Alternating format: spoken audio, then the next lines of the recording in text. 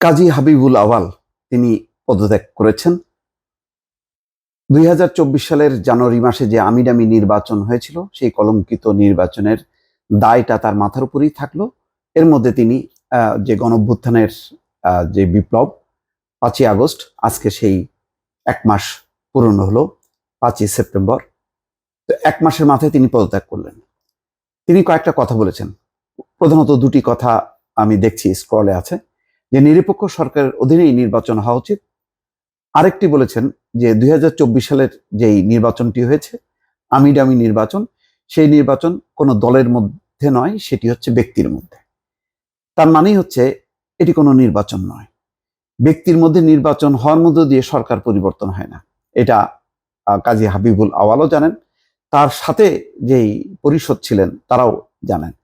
তারপরেও এই নির্বাচনটি তিনি করে গেলেন। আজকে যে কথাটা তিনি বললেন পদত্যাগ করে, সেই কথাটা যদি তিনি দ্বাদশ জাতীয় সংসদ নির্বাচনের আগে বলে পদত্যাগ করতেন, ইতিহাসে তিনি অমর হয়ে থাকতেন, ইতিহাসে তিনি একজন সম্মানিত ব্যক্তি হিসাবে সামনে আসতেন।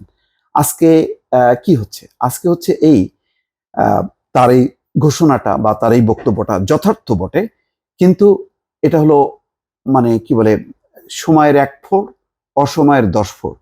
তো এটা অসময়ের একটা 10 ফোড় হয়ে গেল, অর্থাৎ এটার আর কোনো গুরুত্ব থাকলো না। কেননা ইতিমধ্যে ছাত্র জনতার গণঅভ্যুত্থানের মধ্য দিয়ে সরকার বিদায় নিয়েছে, শেখ হাসিনা পালিয়ে গেছে।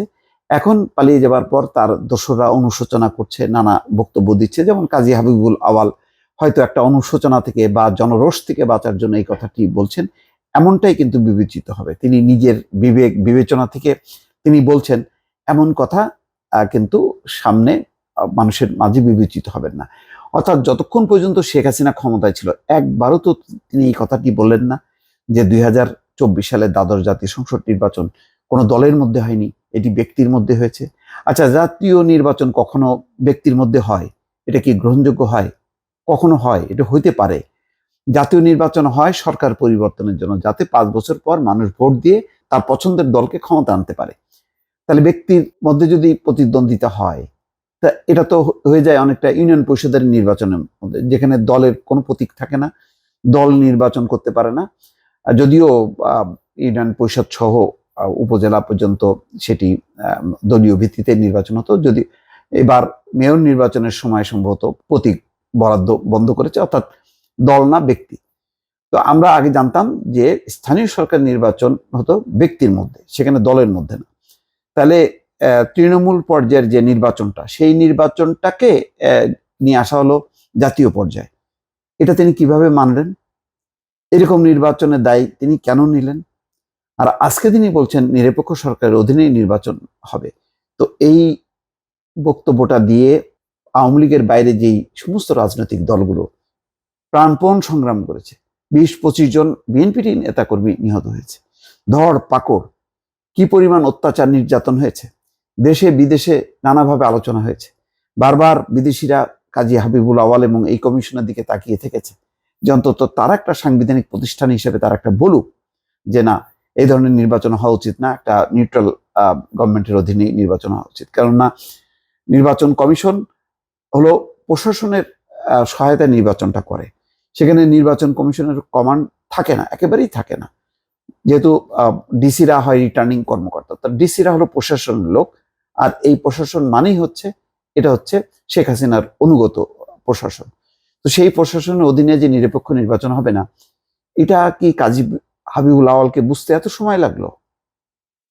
খুব অদ্ভুত কথা না?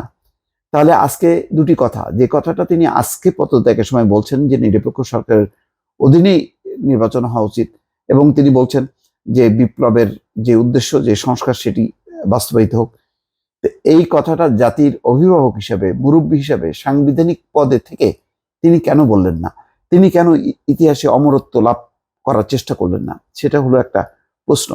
ফলে আজকে তিনি এই যে বলছেন যে 2024 সালের যে নির্বাচন, সেটি দলের মধ্যে নয়, এটা ব্যক্তির মধ্যে নির্বাচন হয়েছে। আবার তিনি বলছেন যে নিরপেক্ষ সরকারের অধীনে নির্বাচন হওয়া উচিত। তো দুটো বক্তব্যই যথেষ্ট যথার্থ, কিন্তু আবারও বললাম, সময়ের 1 ফোড়, অসময়ের 10 ফোড়। আজকে এই সঙ্গীত মানুষ আসলে, মানুষের মধ্যে কোনো সাড়া দেবে না। যেই নিন্দা, যেই কলঙ্ক, তার বোঝা টানতে হবে, এটা নিশ্চিত। এর দায় কোনোভাবে এড়ানো যাবে না।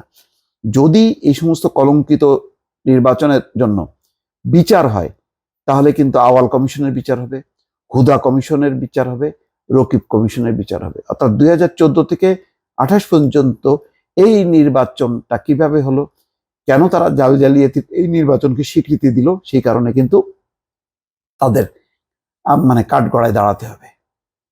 সুতরাং আজকে আমি পরিস্থিতির চাপে কিছু ভালো কথা বলে আমি চলে যাব, সেটা হবে কিনা জানি না। আমি বলছি যে এটা যাওয়া উচিত না। এটা প্রত্যেকেরই জবাবদিহিতার আওতায় থাকা উচিত এবং তাদেরকে জবাব দিতে হবে জাতির কাছে যে তারা কেন এই অপরাধ করেছেন। এটা বড় ধরনের অপরাধ। দর্শক ভালো থাকবেন। আল্লাহ হাফেজ।